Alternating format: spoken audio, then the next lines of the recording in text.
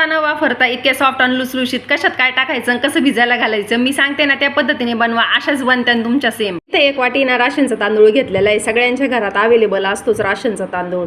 आणि त्याच वाटीने ना अर्धी वाटी पोहे घेतलेले आहेत. अर्धीपेक्षा कमी वाटी ना उडदाची डाळ आणि 1 चमचा भर आहे ना त्याच्यामध्ये चण्याची डाळ टाकून आहे ना त्याला चांगला 2-3 पाण्याने ना स्वच्छ धुवून घ्यायचे. त्याच्यानंतर त्याला दोन्हीला आहे ना वेगळं असं भिजू घालायचं 7-8 घंट्यासाठी.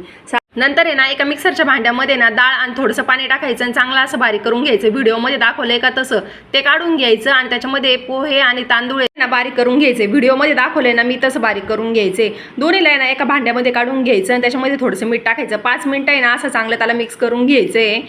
त्यानंतर आहे ना 10-12 घंट्यासाठी आहे ना याला चांगलं असं भिजू घालायचंय. इडलीचं पीठ किती फुगून वरती आलेलं आहे. आता त्याला आहे ना चमच्याने असं चांगलं मिक्स करून घ्यायचं आणि इडलीच्या भांड्यामध्ये पाणी टाकून आहे ना त्याला गॅसवर ठेवून द्यायचं.